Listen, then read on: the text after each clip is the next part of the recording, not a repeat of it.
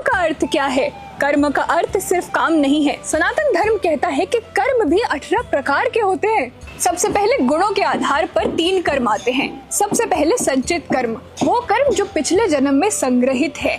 दूसरे प्रारब्ध कर्म, वो कर्म जो पिछले जीवन के हैं और आपको इस जीवन में भोगने पड़ेंगे। और फिर तीसरा आता है आगामी कर्म, जो आप इस जीवन में कर रहे हैं। दूसरे आते हैं वो कर्म जो गुणों के आधार पे हो, जो आपको श्रीमद् भगवद गीता में भी देखने मिलेंगे, जो है सात्विक, राजसिक और तामसिक कर्म। तीसरे आते हैं क्रिया के आधार पर, जिसमें 5 प्रकार हैं, जिसमें सबसे पहला आता है नित्य कर्म, वो कर्म जो आप प्रतिदिन करते हैं। फिर आते हैं निमित्तिक कर्म, वो कर्म जो आप किसी महत्वपूर्ण समय या संस्कार अनुसार या त्योहार अनुसार करते हैं। फिर आते हैं काम्य कर्म, जो किसी इच्छा या लाभ पाने के लिए किए जाते हो, जैसे कि व्रत या फिर दान। निषिद्ध कर्म, वो कर्म जो बिल्कुल गलत है और नहीं करने चाहिए। और फिर आते हैं प्रायश्चित कर्म, जो हम अपनी गलती सुधारने के लिए करते हैं। फिर आते हैं वो कर्म जो भाव के आधार पर हो, जिसमें 4 प्रकार है। सकाम कर्म, जिसमें फल की चिंता हो। निष्काम कर्म, जिसमें फल की चिंता ना हो। अज्ञान कर्म, जो आपने अज्ञान वश में कर दिए हो। और फिर आते हैं ज्ञान कर्म, जो सहज बुद्धि और विवेक के साथ किए गए हो।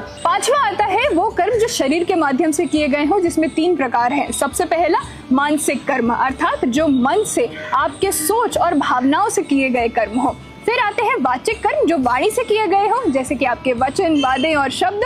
और फिर आता है शारीरिक कर्म, जो शारीरिक प्रयास से किए गए हो। ओम।